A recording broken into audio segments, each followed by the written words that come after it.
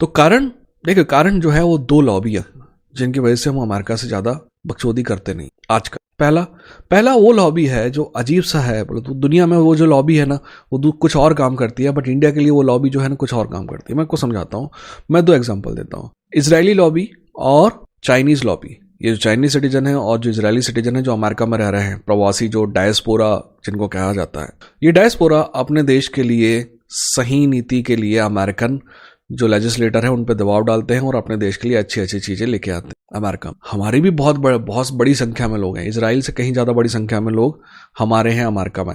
China के बाद हम दूसरी अप्रवासी लॉबी हैं, लॉबी नहीं दूसरी अप्रवासी जनसंख्या है, और हमारी लॉबी कमजोर नहीं है, हमारी भी लॉबी बड़ी है। बट हमारी लॉबी एक्चुअली क्या करती है, वो अमेरिका में रहती है और फिर इंडिया की गवर्नमेंट पे दबाव डालती है कि वो वही करे जो अमेरिका के पक्ष। समझ रहे हैं हम? ये तो होगी नंबर 1। और दूसरी लॉबी हमारे देश के अंदर के बिजनेसमैनों की लॉबी है, जिनके सारे के सारे संबंध, सारे के सारा पैसा जो है बहुत हद तक अमेरिका से जुड़ा हो, इसलिए वो नहीं चाहते कि उनके खरीदार का मूड खराब हो, इसीलिए आपके देश के हित जो है वो दिक्कत में। एक तरफ हमारे ही लोग जो बाहर गए हैं हमारे तरफ से लॉबी करने की जगह हम पे ही भौंक रहे हैं कि ऐसा करिए, दूसरी तरफ हमारे ही लोग हैं जो बिजनेस कर रहे हैं अमेरिका के साथ, तो बोलते हैं भाई हमारा जो खरीदार है, हमारा ग्राहक है वो नाराज हो जाएगा, आप उसको नाराज। तो मैं समझ सकता हूँ सरकार की मजबूरी, पर आपकी मेरी तो कोई मजबूरी नहीं है ना, हम तो जवाब दे सकते हैं ना। So this is my answer to American so called president. वैसे पाकिस्तान में एक परमानेंट स्टेट है, इस बारे में कोई बात करेंगे कि दुनिया के किन देशों में एक परमानेंट स्टेट होता है जहां पे वो सरकार वही चलाते हैं। अमेरिका में भी सरकार परमानेंट स्टेट ही चलाती है चाहे राष्ट्रपति कोई हो,